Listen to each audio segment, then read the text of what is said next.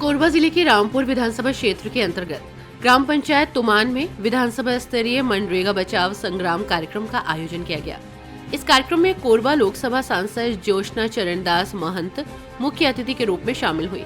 कार्यक्रम को संबोधित करते हुए सांसद ज्योत्सना महंत ने कहा कि मनरेगा योजना गरीबों, किसानों और श्रमिकों के लिए जीवन रेखा है, लेकिन केंद्र की मोदी सरकार इसे धीरे धीरे समाप्त करने की दिशा में काम कर रही है। उन्होंने आरोप लगाया कि सरकार द्वारा प्रस्तावित बदलावों से मनरेगा का मूल उद्देश्य ही खत्म हो जाएगा। सांसद महंत ने कहा कि पहले मनरेगा के तहत ग्रामीण परिवारों को काम की कानूनी गारंटी प्राप्त थी, लेकिन अब इसे सरकार की मर्जी से दिए जाने वाले लाभ में बदलने की कोशिश की जा रही है। इससे श्रमिकों का काम करने का अधिकार छीना जा रहा है। उन्होंने ये भी कहा कि मनरेगा में तय न्यूनतम मजदूरी और हर साल होने वाली बढ़ोतरी की व्यवस्था को खत्म किया जा रहा है, जिससे मजदूरों का मजदूरी पाने का अधिकार भी खतरे में है। ज्योत्सना महंत ने आरोप लगाया कि नए बदलावों के तहत ग्राम पंचायतों के अधिकार समाप्त कर ठेकेदारों को सौंपे जा रहे हैं, जिससे गांव का विकास दिल्ली से रिमोट कंट्रोल के जरिए तय होगा। साथ ही राज्य सरकारों पर आर्थिक बोझ डालते हुए मजदूरी का 40% भुगतान करने की जिम्मेदारी राज्यों पर थोपने की तैयारी है। कार्यक्रम के दौरान मनरेगा बचाव संग्राम की 4 प्रमुख मांगे रखी गयी। काम, मजदूरी और जवाबदेही की गारंटी, मनरेगा में किए गए सभी बदलावों की तत्काल वापसी, काम के संवैधानिक अधिकार की पूर्ण बहाली, न्यूनतम मजदूरी 400 रुपए प्रतिदिन। इस अवसर पर क्षेत्र के वरिष्ठ कांग्रेस नेता, जनप्रतिनिधि और बड़ी संख्या में कार्यकर्ता मौजूद रहे। कार्यक्रम में केंद्र सरकार की नीतियों के खिलाफ एकजुट होकर संघर्ष का संकल्प लिया गया। कोरबा से चित्रलेखा श्रीवास की रिपोर्ट। मैडम जी, आज के कार्यक्रम के बारे में देखिए, सबसे पहले तो ये मनरेगा बचाओ संग्राम के तहत ये कार्यक्रम हुआ है। जैसे कि आप सबको पता है, मनरेगा का नाम बदला गया है, एक गारंटी को बदलकर एक योजना बना दिया गया है और एक जानी बूझी षड्यंत्र रचा जा रहा है भारतवर्ष के लोगों के खिलाफ और ग्रामीण अर्थव्यवस्था जो है उसको ध्वस्त करने की कोशिश किया जा रहा है और लोगों को एक और झांसा दिया जा रहा है, एक और जुमला है।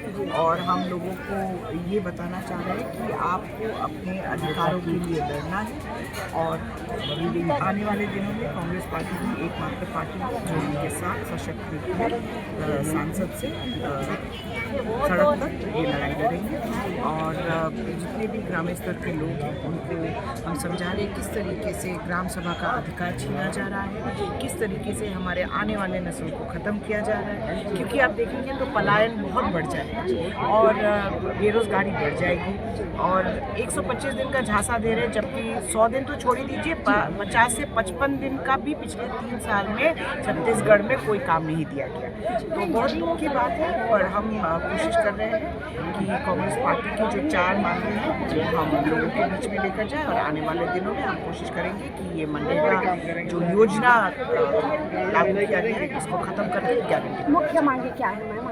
हमारे 4 मुख्य मांगे हैं, जैसे कि जो अभी शायद 100 मनरेगा बहाल करें, 400 रुपया करें और ये मनरेगा का जो कानून जो किया गया है उसको महात्मा गांधी जी का जो नाम हटाएंगे। में आए हैं मनरेगा बचाओ संग्राम अभियान, उनके प्रमुख उद्देश्य क्या है? आप लोग की क्या मांग है? हमारी मांग है कांग्रेस की, हम लोग ये पूरा जिला स्तर पे, पंचायत स्तर पे, चौपाल पे सब ये काम कर रहे हैं कि मनरेगा को बचाना है, उसका संरक्षण कर रहे हैं कि एक तो महात्मा गांधी का नाम हटा दिया।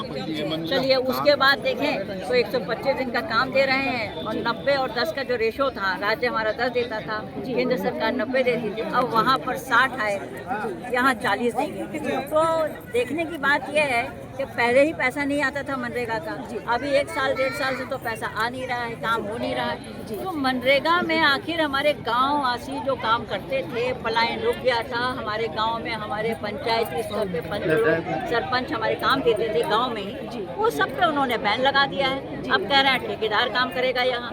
तो ये जो हमारे ग्राम वासियों के ऊपर जो हमला हुआ है मनरेगा का, उसके जगह में हम लोग लड़ रहे हैं ग्राम वासियों के साथ में मिल करके। हमारा कहना है कि मनरेगा पुनर्स्थापित हो, हमारा पूरा हक जो महात्मा गांधी रोजगार गारंटी जो कांग्रेस ने दी थी वो फिर से आए।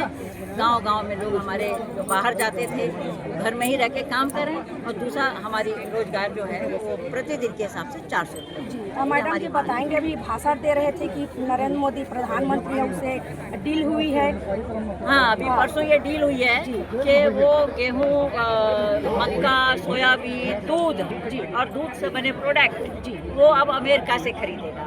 और हमारे जो भारत है, जहाँ जो टैरिफ उन्होंने लगाया था उसको कम कर दिया है, 18% किया, यानी जो हम बेचेंगे उसमें हमारा 18% हमारा टैक्स लगेगा, लेकिन जो अमेरिका से सामान आएगा वो 0% पर आएगा, यानी उन्हें फायदा। और हमारे किसान भाइयों के पास ये छल करेंगे, जिसका हम लोग कड़ा विरोध करेंगे। हाँ मैडम जी बताएंगे, डबल इंजन की सरकार है, अभी धान खरीदी केंद्र में किसानों पर इतना अत्याचार हुआ है, कईयों किसान तो धान ही नहीं बेच पाए हैं, अपना कर्जा भी नहीं छूट पाए, इस विषय को लेकर बात सही है। हमारे कोरबा जिले में 3-4 लोगों ने आत्महत्या करने की कोशिश भी की, उन्हें बचा लिया गया, लेकिन हमारे जो किसान आदिवासी क्षेत्र के और आदिवासी मुख्यमंत्री होने के बाद आदिवासियों पे इतना अत्याचार कि हमारे यहाँ धान खरीदी नहीं हो रही है क्योंकि इनके पास पैसा नहीं है, राजस्व नहीं है। ये कहाँ से और क्या करेंगे समझ नहीं आ रहा है। ये किसानों के दुश्मन है, ये जवानों के दुश्मन है, या महिलाओं के दुश्मन है, सबके ये लोग विरोध काम कर रहे हैं। सबसे बड़ी बात ये है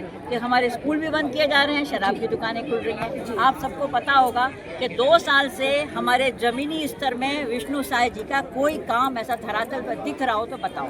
बिजली बिल ऐसा आ रहा है कि हमारे ग्रामवासी जो है परेशान है। स्मार्ट लगा दिया है मीटर, वो तेज़ी के साथ भाग रहा है, यानी हमारे समय में बिजली बिल आधा था, बिजली पूरी दी जाती है, और अब साय सरकार में बिजली आधी दी जाती है और बिल पूरा का पूरा लिया जाता है, वो भी 4 गुना। तो ये क्या कर रहे हैं, ये कौन सा है? ना तो हमारे राज्य में अब कानून बचा है, कानून व्यवस्था ठीक नहीं है, यहाँ अपराधगढ़ बन चुका है। देखा जाए तो ये काम 0 लेवल पे हो रहा है, धरातल पर कुछ नहीं है। ये साए जैसे आए थे, लगता है साए वैसे ही चाहिए। सरकार नहीं चला रहे हैं, सरकार नहीं चला रहे हैं, वो हम सब लोगों को बेवकूफ बना रहे हैं।